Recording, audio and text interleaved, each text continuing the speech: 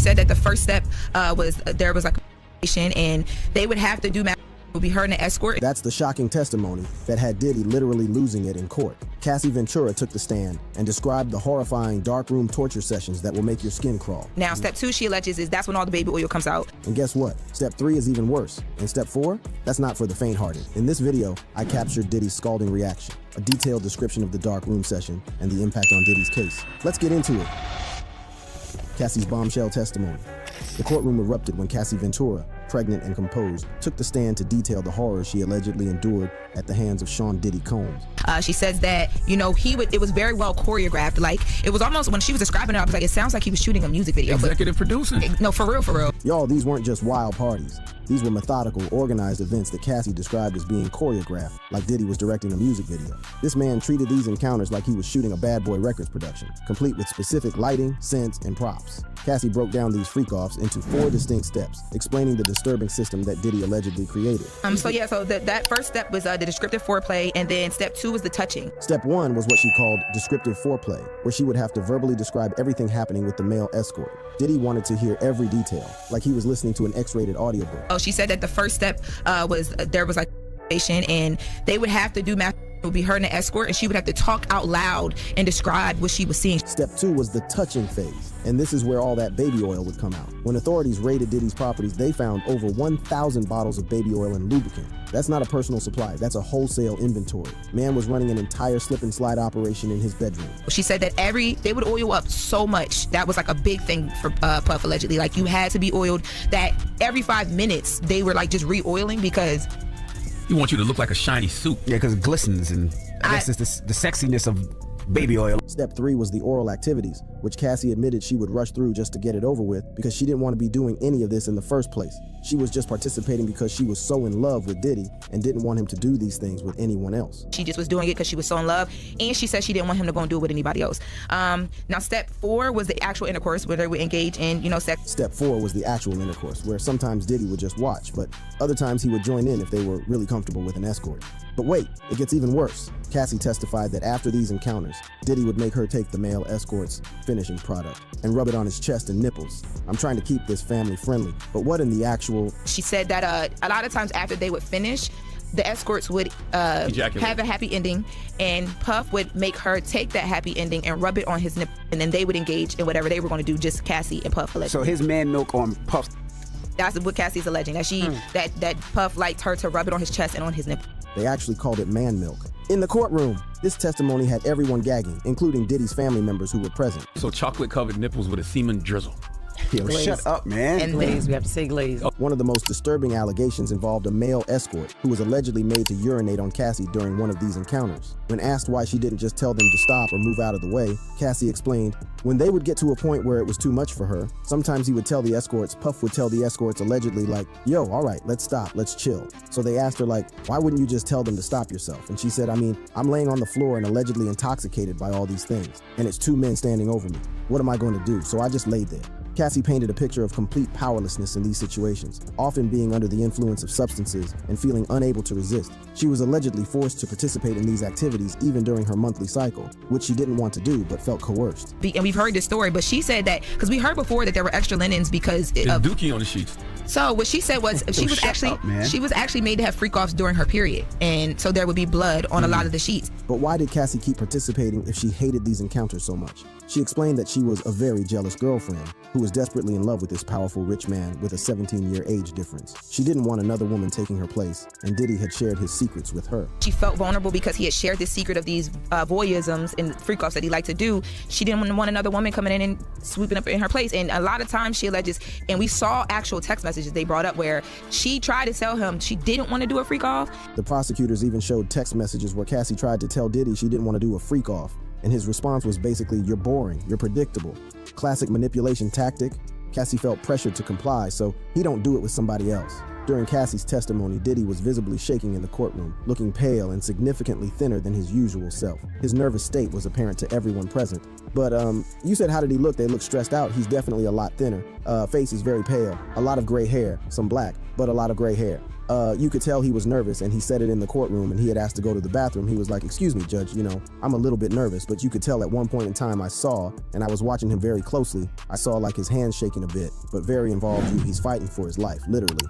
He came with a file like a case of paperwork. He was on the tablet sitting next to Brian Steele. He's reading every drawer. Profile as things are happening. This man is shook, and rightfully so. He's facing charges that could lock him up for the rest of his life. The male escort's contradicting testimony.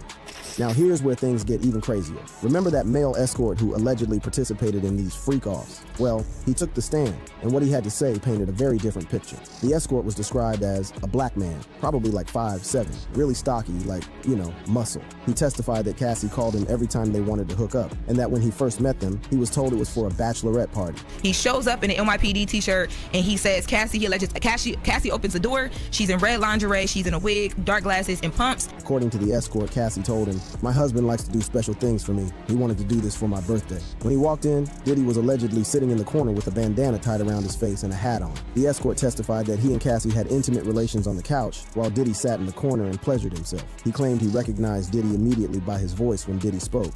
He told him he worked in imports and exports. So when he said that, he said, I instantly caught the voice. And I'm like, well, how did you catch the voice? He said, I've been listening to this man, majority of my whole life. Now here's the wild part. When prosecutors brought up the incident where the escort allegedly performed that explicit act on Cassie, the escort claimed it was Cassie who asked him to do it, not Diddy. Talk about a plot twist. Exactly, because the prosecutors opened up that literally, probably like 15 minutes before that, the prosecutors were like, Cassie is going to tell you that Diddy allegedly made this escort urinate on her.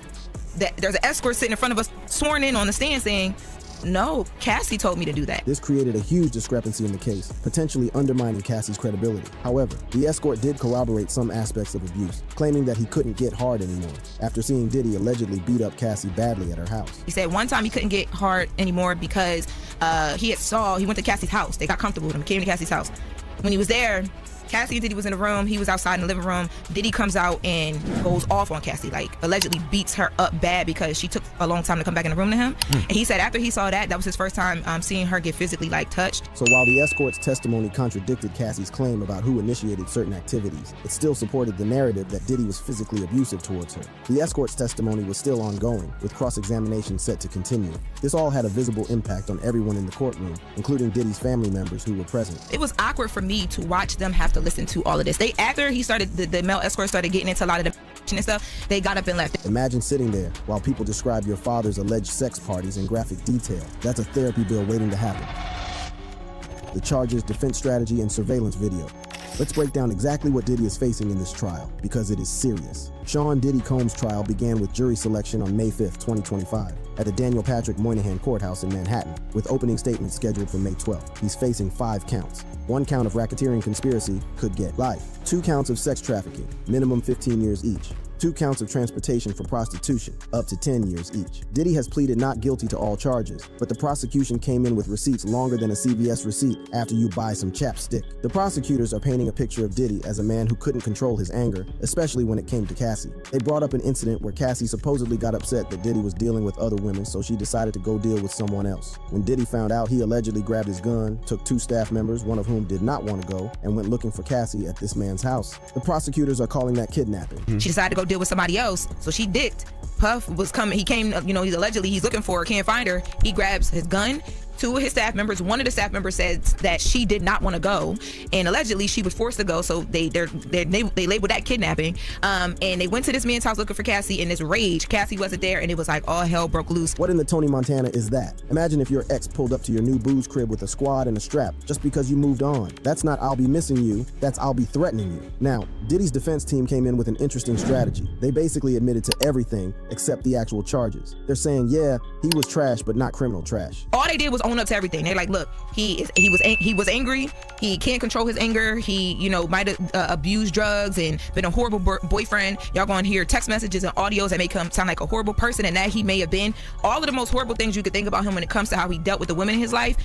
He's owning up to it. Their whole argument is, if he was guilty of domestic violence, we wouldn't be arguing today. But since he's charged with sex trafficking and racketeering, they're fighting it. That's like saying, yeah, I stole the candy bar, but I didn't rob the whole store. Like, if he was guilty of domestic violence, we wouldn't be arguing today. I mean, if he was charged with domestic violence, we wouldn't be arguing today. If he was charged with abuse in a certain way, we wouldn't be arguing today. But because he's charged with everything else, the sex trafficking and all these other things, we're here because he's not guilty of that. The defense is trying to argue that just because something is immoral doesn't mean it's criminal. But I don't know if the jury is going to buy that when they're hearing all this disturbing testimony. A key piece of evidence in this case is the surveillance video from March 2016 that captured Diddy assaulting Cassie in a hotel hallway. This footage, which was released by CNN in May 2024, shows Diddy grabbing, shoving, and kicking Cassie. They brought in a witness who was working security at the Intercontinental Hotel when this incident happened. This man, Israel Flores, was now an LAPD officer, but back then, he was responding to a call about a woman in distress on the 6th floor. According to his testimony, when he arrived, he saw Cassie and Diddy arguing. Cassie kept saying, I want to leave, I want to leave, I want to leave, but Diddy was like,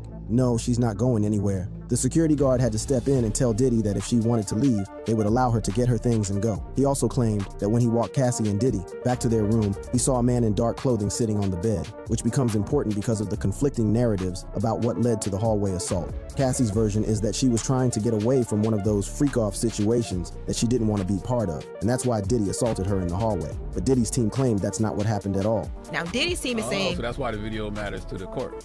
Diddy's team is saying, no, because freak-offs weren't a thing. You guys were consensually engaging in sexual acts, but that's not even what happened here.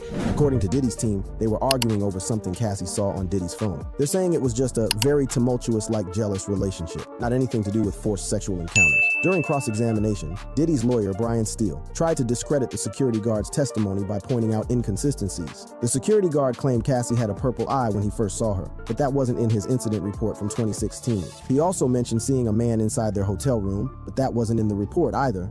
So he instantly starts getting him. He's like, okay, so you mentioned something about Cassie having a purple eye when you got off of the elevator. Why wasn't that in your incident report? The man said, well, I didn't think that was significant to put in. Brian still said, so you thought it was significant today, but it wasn't significant 9 years ago? So then he says, you said that you saw a man inside of their hotel room. Why wasn't that in your incident report? Did you ask the man his name? Did you talk to him? And he was like, no, because the man didn't really say anything. The defense also pointed out that the security guard recorded videos on his personal phone and sent them to his wife, laughing about how shiny his shoes were, not exactly taking the situation seriously. The defense suggested that the security guard might have been covering up for Diddy back then, but got a conscience now.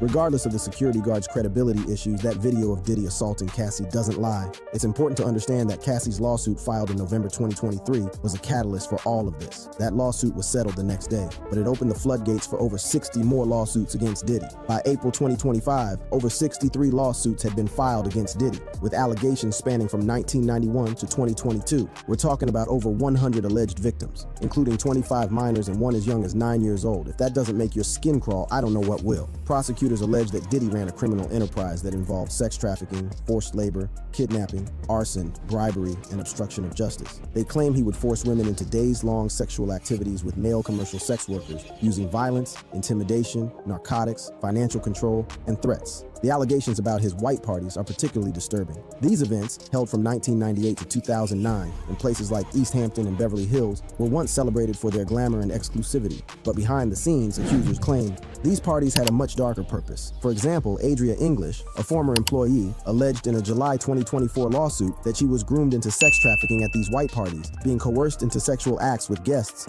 after being given drug-laced alcohol. Meanwhile, Diddy's legal team is trying everything to discredit the witnesses and prosecutors. Mark Garagos, whose daughter is one of Diddy's lead attorneys, called the prosecutors a six-pack of white women on a podcast, implying there's racial bias in the prosecution. The judge was not happy about this and threatened to hold Garagos in contempt of court if it happened again. Because he's inferring that because these are all white women on the jury, that based on race, white women are going to convict a black man because of the race component. That's what he's implying by pointing to the fact that it's all white women who are going to prosecute Puff. Diddy's legal team includes a formidable black woman attorney named Nicole Westmoreland, who's supposedly a beast at cross-examination. They're pulling out all the stops to defend him, But with the mountain of evidence piling up, it's looking rough for Mr. Combs. One thing's for sure, this trial has revealed the dark side of a man who was once one of the most powerful figures in the music industry. The once celebrated bad boy founder who became a billionaire by 2022 is now facing the possibility of spending the rest of his life behind bars. The fall from grace has been swift and dramatic, with his honorary doctorate from Howard University revoked and New York City rescinding the key to the city that was awarded to him. As the trial continues, more shocking details are likely to emerge. With over 100 alleged victims waiting in the wings, this is just the beginning of what could be one of the most explosive celebrity trials in history.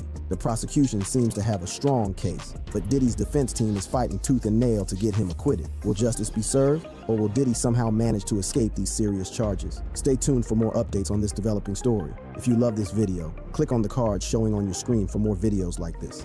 According to his former bodyguard, Gene Deal, when Diddy was a free man, he used to perform crazy initiation rituals.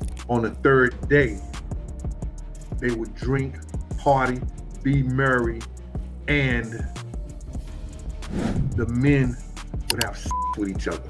The Lil Rod court documents show how Diddy, alongside Universal Music Group executives and other associates, are in a gang that allegedly lets Diddy groom and kill artists like Usher, Bieber, and Biggie. But now that he's in prison, the same prison Epstein died in, these initiation rituals he used to blackmail and groom people are taking on a much darker tone. Here's the truth of the prison called Hell on Earth: Diddy's House of Terrors and Rituals.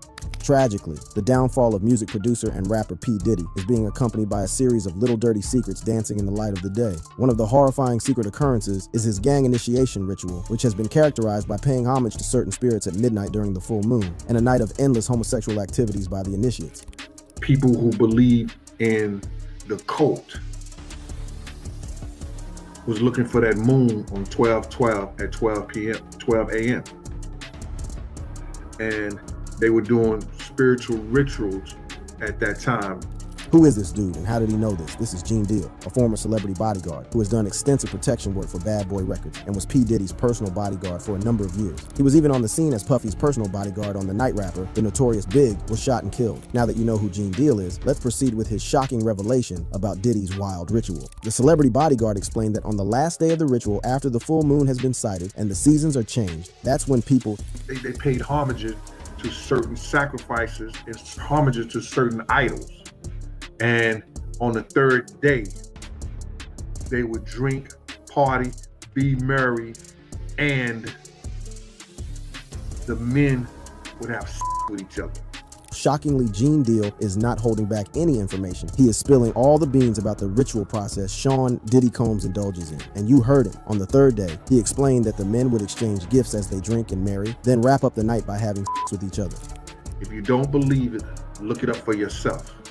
Coming straight up from the comment section, this dude has a whole lot to say about the ritual Gene Deal was talking about. The ritual you mentioned is called the cremation of care, and traditionally a baby or child is burnt as a sacrifice to deity called Moloch. Most elites celebrate this at the Bohemian Grove. The root of this go back to Roman festivals dedicated to the god Satanius made popular by Emperor Caligula. It's more based in Satanism than what most people call paganism.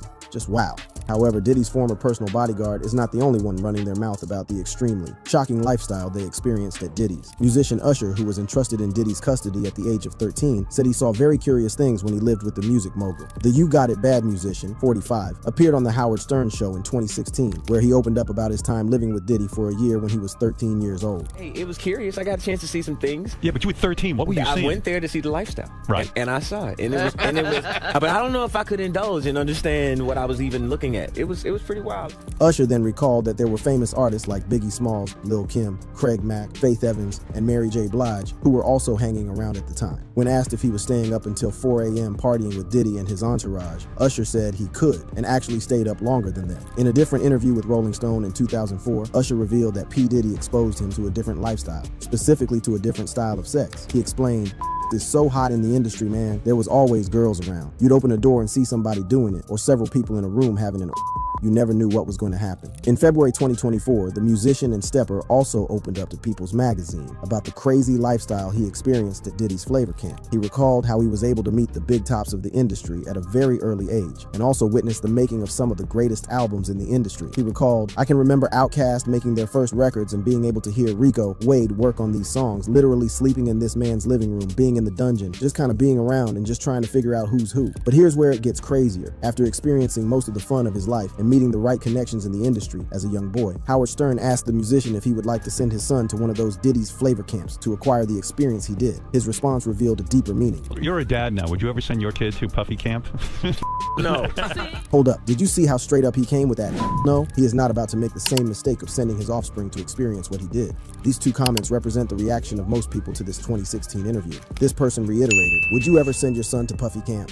No, he is laughing, but you can see the pain in his eyes. It still haunts him. He got passed around by the entire industry. It's not worth sacrificing your soul for silver and gold. And another person added, him answering no to the question at the end tell me everything I need to know about what Usher experienced, shaking my head. To be honest, most people think that hell no was very telling. In another light, producer Lil Rod's grooming process into Diddy's lifestyle is perhaps one of the craziest experiences of his life. It appears that when Diddy picked up the phone and called Lil Rod to be part of the brains behind his The Love album, his life has not been the same again. The initiation ritual process was terrifying, shocking, and diabolical. Sadly, he endured all of that crazy stuff because it came with the promise of a Grammy. I took a year off straight working on this album. That album is the Love album, Off the Grid by Diddy. And it's Grammy nominated right now as we speak. I should be celebrating, but the truth is I'm not. Rodney Lil Rod Jones Jr. is speaking out for the first time since filing a lawsuit against Sean Diddy Combs in February. In the lawsuit, Lil Rod alleges Combs sexually harassed, drugged, and threatened him while he traveled and lived with the rapper between September 2022 and November 2023. In an interview with Rolling Stone, the 38-year-old music producer said he feared for his safety and his life. He also tagged Diddy as a monster. Lil Rod also alleges that Diddy did not pay him for his services after producing 9 songs off the album. I'm broke. I have no source of income right now. Every month I'm trying to figure out how the bills are going to get paid. Here I am standing up for justice, for what I believe is right for my life, and I'm being punished for that. I'm blackballed for sure, he said in the interview. Anyway, before we go deep into Lil Rod's allegations and lawsuit, take a look at this creepy footage of Diddy with young Justine Bieber detailing how the events of their next 48 hours together was supposed to be unfolded. He's having 48 hours with Diddy, him and his boy. They're having the times of their lives, like you know, where we hanging out and what we doing. We can't really disclose. And I remember at the time, most people were concerned about what an adult was doing with a 14-year-old in an undisclosed location and doing undisclosed activities. However, in the most shocking turn of events, an inmate from prison could not settle with the traumatic events he experienced during his time in a Michigan nightclub with Diddy in 1997. So you know what he did? He filed a $100 million lawsuit against the rapper and won based on default judgment because neither Diddy nor his lawyer showed up for the virtual hearing. The mind-blowing case was set in motion by Derek Cardello Smith, an inmate at Ernest C. Brooks Correctional Facility, Michigan, who is known for his long history of challenging the judicial system with civil lawsuits. Derek Cardello Smith is currently serving 75% of jail time for criminal sexual conduct and kidnapping charges, but did not allow his jail time to restrain him from seeking justice after being sexually assaulted by the entertainment mogul nearly 3 decades ago. Hold up. The lawsuit claims that Cardello Smith and rapper P. Diddy met while he was working at a Detroit area restaurant in 1997. During a night of drinking and weed smoking, they reportedly had sex with a group of women, according to the suit. Cardello Smith said he felt a man's hand touching him, which he claims was Diddy's. According to 51-year-old Cardello Smith, I then went to get another drink and Sean asked me if I needed something else. I said no, and he said, here, drink this one. And I thought it was another glass of Jim Beam, so I took it because I had sat one down in the other room, and then I drank some more. And I stayed sitting there, and I began getting drowsy and started to pass out. And then Sean Combs said to me, I added a little something to it for you. I will get that from you anyway, one way or another. And then I passed out. And he made me a financial offer of $2.3 million to allow what happened to me to go away. Now here's where it gets spicy. Cardello Smith then provided prison facility information with Diddy's name logged into the visitation record, which allowed him to claim that P. Diddy offered him $2.3 million to dismiss the lawsuit after he filed it. During the August hearing, Derek Cardello Smith told the court that P. Diddy persuaded him to drop the $100 million lawsuit and accept an out-of-court settlement, saying, you know how we get down. Cardello then replied, I disagree with how you get down. In that regard, the court granted his motion for a restraining order. Or your motion for a temporary restraining order was granted. I've signed it. And so we'll get that processed and back to you, and then you'll have to obviously serve that on the parties. However, Diddy's attorney, Mark Agnifilo, refuted the judge's statement about his client being properly served with the lawsuit. He said that his client looks forward to having this judgment swiftly dismissed. If their claims stick, the case would be called back, and Cardello Smith would have to prove his allegations and claims in court, the mogul in custody.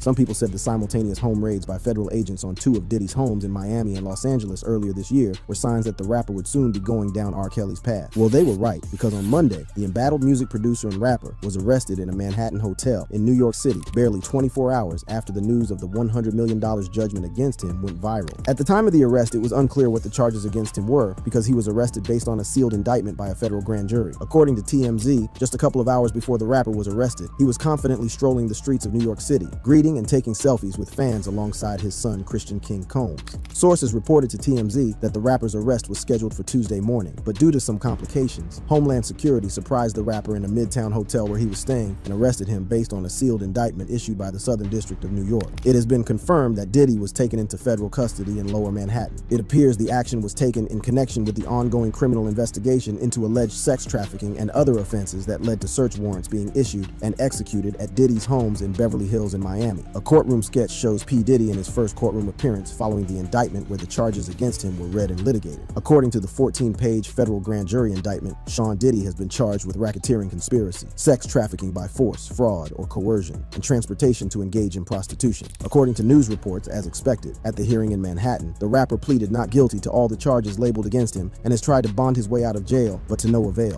Diddy Combs has been denied bail in connection with the sexual abuse and sex trafficking charges he faces. And as Les Trent reports, the music mogul who once traveled by private jet to all those mansions is now in a jail that is notorious for its bad living conditions. It was then reported that the music producer spent his first night behind bars in one of the most notorious jail facilities in the world, Hell on Earth. This facility's name feels so intense and suggestive of the horrible living conditions as described by Inside Edition news reporter Les Trent. How bad is it inside this federal lockup?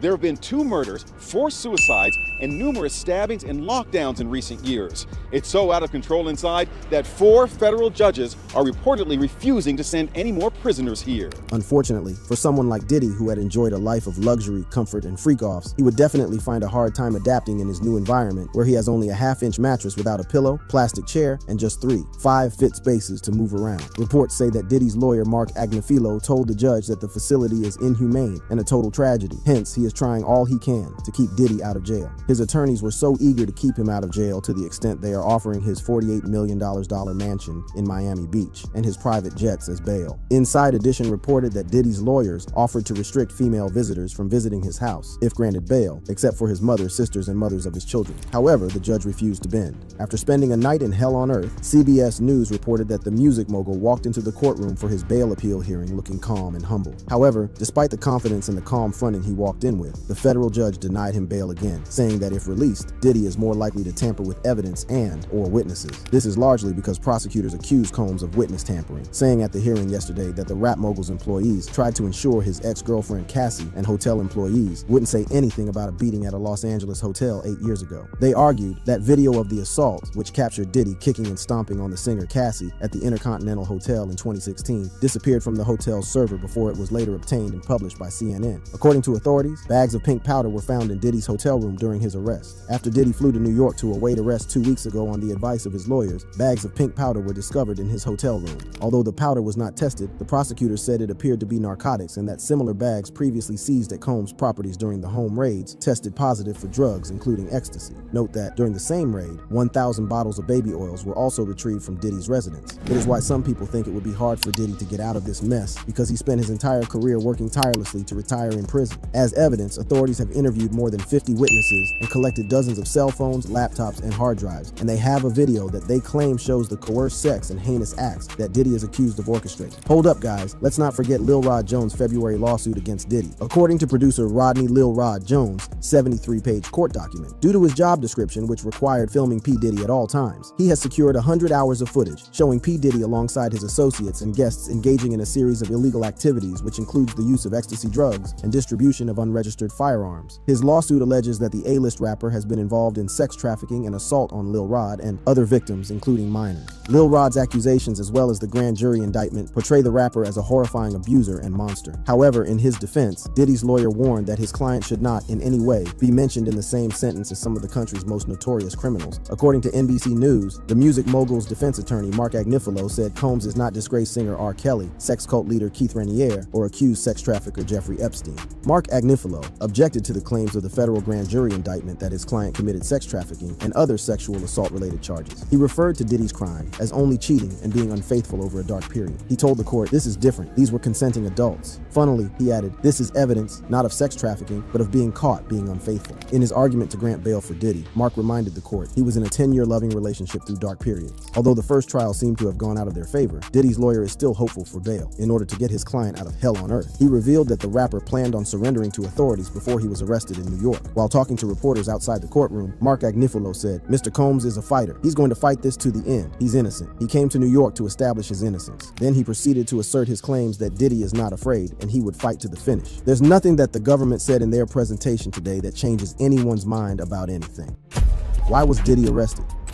All right, happening right now, hip-hop mogul Sean Diddy Combs is in a federal courtroom this morning. The indictment was just unsealed, revealing that Combs is facing charges of trafficking and racketeering. To be honest, Diddy's arrest did not meet anyone as a surprise. The beginning of 2024 kicked off with a waving flag announcing Diddy's tragic descent. I mean, with the spree of lawsuits and assault-related allegations that were fast rising against the rapper like his hits on Billboard Hot 100, it was only a matter of time before the feds came for him. Reading through the 14-page indictment was a jaw-dropping moment for me, as the charges against the rapper are too heavy for the mouth to hold. Nevertheless, I will break it down for you. The grand jury indictment against Sean Diddy Combs alleges 3 serious charges centered on the rapper's lifestyle dating back to the 90s, when the applause and attention were all on him. On count 1, the grand jury charged him with racketeering conspiracy, which alleges that the music mogul has, over the decades of his career, abused, threatened, and coerced men and women around him to fulfill his wild desires while simultaneously protecting his reputation. Just like many other people, you might be wondering how the rapper was able to do all these extremely wicked, shockingly evil, and vile things and still appear like a saint bearing the name Love. Well, according to the indictment, to do so, Combs relied on the employees, resources, and influence of the multifaceted business empire that he led and controlled, creating a criminal enterprise whose members and associates engage in and attempted to engage in, among other crimes, trafficking, forced labor, kidnapping, arson, bribery, and obstruction of justice. Disturbingly, P. Diddy's pattern of abuse hinges on the manipulation of women and other people around him to participate in highly orchestrated performances with commercial workers, most times for his pleasure. But this is where I knew the rapper would be gone for long. The federal grand jury has tagged most of the businesses and enterprises led by Diddy as a criminal enterprise, and you know what that means, right? According to the indictment, Sean Diddy Combs and other known and unknown associates are members of a criminal enterprise called the Combs Enterprise. The federal grand jury alleges that since 2008, up to the time of their filing, these members and associates of the Combs Enterprise engaged in and attempted to engage in, among other activities, trafficking and interstate transportation for the purpose of According to the indictment, the purpose of the enterprise includes fulfilling the personal desires of Combs, particularly those related to Combs' gratification, including through the exploitation of women and the use of commercial workers. On count 2 of the federal grand jury indictment, P. Diddy is charged with trafficking. The grand jury alleges that between the period of 2009 to 2018, in the Southern District of New York, where Diddy's enterprise is stationed, and elsewhere, Sean Diddy Combs engaged in interstate and foreign commerce in which he knowingly recruited, enticed, and transported a person tagged as Victim 1 to engage in commercial with disregard to the fact that Victim 1 was engaging in commercial due to force, fraud, and coercion. On count 3, the grand jury charged the embattled music producer and A-list rapper Sean Diddy Combs with transportation to engage in According to the indictment, between the period of 2009 and 2024, Diddy, who has been tagged as the defendant, knowingly transported an individual in interstate and foreign commerce with the intent that the individual engages in prostitution. The grand jury further alleged that the music mogul willfully caused the transportation of female victims and commercial workers in interstate and foreign commerce on multiple occasions with the intent that they engage in It is not a surprise to know that most people believe that Diddy's arrest, the federal grand jury indictment, and the previous home raids were attracted by the horrifying 2016 hotel hallway footage obtained by CNN in which Diddy was seen physically abusing ex-girlfriend Cassie. According to CNN, the video was from an incident in March 2016. It captures multiple angles. Cassie, whose name is Cassandra Ventura, alleged in a federal lawsuit in November that Combs and physically abused her, including punching, beating, kicking, and stomping her over the course of their relationship. However, shockingly, the lawsuit was settled the day after it was filed. Cassie Ventura anchored her courage to call Diddy out on New York's Adult Survivors Act, which allows victims of domestic abuse and assault to make a case regardless of when it happened. According to her, with the expiration of New York's Adult Survivors Act fast approaching, it became clear that this was an opportunity to speak up about the trauma I have experienced and that I will be recovering from for the rest of my life. In the video, Cassie Ventura exits a hotel room and walks to a bank of elevators. Diddy, holding a towel around his waist, runs down a hall after Ventura. He grabs her by the back of the neck and throws her to the floor. Still holding his towel closed with one hand, he then turns to kick her. The video shows. As Ventura is on the ground, Combs retrieves a purse and suitcase from the floor near the elevators. He turns around and kicks Ventura, again as she lies motionless on the floor. About 4 seconds transpire between the two kicks, according to the video. He then briefly drags Ventura by her sweatshirt toward a room before walking away. After the video was released, Diddy shamefully offered an apology online, claiming that he was in a bad place and he had sought therapy and now fully recovered. But you know what? Just when Diddy thought it was over, another lawsuit slapped him, and then another one. Then they kept coming. I'm sure you still remember the events of February 26, 2024. Yes, Lil Rod filed a lawsuit against his boss, Diddy, in which he alleged that he was subjected connected to unwanted advances by associates of Diddy at Diddy's direction during his stay in the rapper's house. Disturbingly, he also claims that Diddy forced him to have with workers. According to producer Rodney Lil Rod Jones' 73-page court document, the A-list rapper has been involved in trafficking and assault on Lil Rod himself and other victims, including minors. But here is where it gets crazier. The lawsuit identified rapper 50 Cent's former girlfriend and the mother of one of his children, Daphne Joy, as one of the alleged workers. The lawsuit also alleges that P. Diddy regularly hosted trafficking parties with underage women and illegal drugs, and implies record label executives who looked the other way financially benefited from access to celebrities and dignitaries, including the British royal Prince Harry. However, Prince Harry is not accused of any wrongdoing or of attending parties himself. Without a doubt, Lil Rod's lawsuit feels like a wide, deep, never-ending dungeon dug to bury rapper P. Diddy and everything he had ever worked for. But again, we should not forget that in November 2023, shortly after Cassie's lawsuit, Joey Dickerson Neal filed a lawsuit alleging that Combs assaulted her and secretly recorded the assault while she was a college student in 1991. It seems the rapper's freaky, disgusting escapades date back to the early 90s. According to the lawsuit cited by NBC News, Joey Dickerson Neal claimed that on 3rd December 1991, Diddy asked her out on a dinner date, which she reluctantly agreed to, but that turned out to be the worst day of her life. She claimed that Diddy and abused her, resulting in her being in a physical state where she could not independently stand or walk. Just like a pattern, her lawsuit also alleges that Diddy recorded the abuse and showed it to his friends and associates. Although she reported the case to the police in New York and New Jersey and also spoke to prosecutors, she was told by her colleagues they were terrified that Combs would retaliate against them and that they would lose future business and music opportunities if they made a statement in support of. Interestingly, according to news reports, between November until present, 3 more women have come forward with lawsuits in the Southern District of New York alleging that they were assaulted by music mogul Sean Diddy Combs. As a matter of fact, 2 of the women alleged they were minors at the time of the abuse. Interesting times ahead, my fellow. If you love this video, click on the card showing on your screen for more videos.